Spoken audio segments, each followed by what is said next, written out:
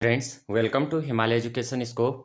Friends, आज हम यहाँ पे हिंदी व्याकरण से संबंधित यहाँ पे अध्ययन करेंगे। फ्रेंड्स, जो है आने वाले एग्ज़ाम के लिए और सभी एग्ज़ामों में जो है हिंदी का जो ये व्याकरण वाला पोर्शन है वो बहुत ही महत्वपूर्ण पोर्शन है। और यहाँ से जो क्वेश्चंस हैं फ्रेंड्स, 20 नंबर तक के पोर्शंस हमें हिंदी व्याकरण में देखने को मिलते हैं।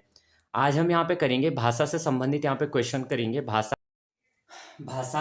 भाषा वह साधन है जिसके माध्यम से मनुष्य बोलकर, लिखकर या संकेत कर परस्पर अपना विचार सरलता, स्पष्टता और निश्चित तौर से क्या कर सकता है, पूर्ण बात को अपनी दूसरे के साथ शेयर कर सकते हैं, यानी रख सकता है, दूसरे में अपनी बात को रख सकता है। वैसे जो भाषा के रूप होते हैं, भाषा के आमतौर पर रूप होते हैं लिखकर और बोलकर। लेकिन एक भाषा ऊपर हमने पढ़ा बोलकर, लिखकर और संकेत कर, यानी सांकेतिक भाषा भी हमारे साथ होती है। लिखकर यानी मैंने यहाँ पे लिखा है और आप यानी हम इसको क्या करेंगे उसके बाद पढ़ेंगे। दूसरा बोलकर यानी मैं बोल रहा हूँ और दूसरा आप सुन रहे हैं या दूसरा और कोई सुन रहा है। इसी तरह से सांकेतिक भाषा का क्या होता है कि सांकेतिक भाषा, सांकेत यानी जैसे हमें कोई भी चिन्ह, अगर हम कहीं भी जाते हैं तो हमें उसके लिए क्या मिलते हैं, चिन्ह मिलते हैं कि अगर हमें कहीं जाना है तो उसके लिए हमें प्रॉपर चिन्ह मिलते हैं कि ये चिन्ह है। फिर हम अगर रोड में चलते हैं तो रोड में हमें क्या मिलते हैं, साइन मिलते हैं कि रेड बोलता है, रेड साइन हमें बताता है कि हमें क्या करना है, स्टॉप करना है। येलो हमें बताता है कि हमें क्या करना है, रेडी रहना है। और जो हमारा ग्रीन साइन होता है, ग्रीन साइन हमें बोलता है कि हम क्या कर सकते हैं, अब जा सकते हैं। तो ये हमारे कुछ क्या है, सांकेतिक भाषा के रोल है।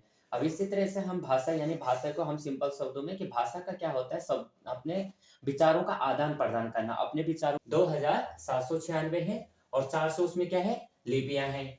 ग्रियर्सन के अनुसार भारत में 6 भाषा परिवार हैं, 179 भाषाएं हैं और 544 क्या है, बोलियां हैं। अब जो 6 भाषा परिवार हैं, सबसे पहले उसमें क्या है, भारोपीय परिवार। तो भारोपीय परिवार जो भाषाएं हैं तो ये बोली जाती हैं उत्तरी भारत में। उत्तरी भारत में बोली जाने वाली भाषाएं क्या है, भारोपीय परिवार है। दूसरा है द्रविड़ परिवार। तो द्रविड़ परिवार में जो है तमिल, तेलुगु, कन्नड़, मलयालम।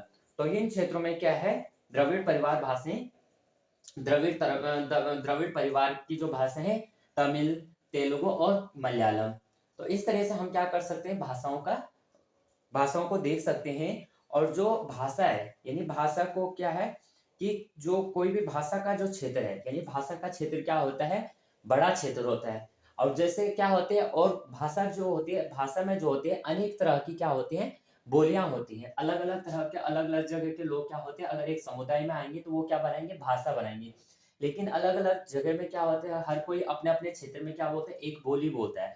तो बोली का जो क्षेत्र होता है वो छोटा होता है और भाषा का क्षेत्र क्या होता है, बड़ा होता है। हमने कहा कि इसकी हिंदी भाषा की जो उत्पत्ति हुई है वो कहाँ से हुई है, संस्कृत से हुई है।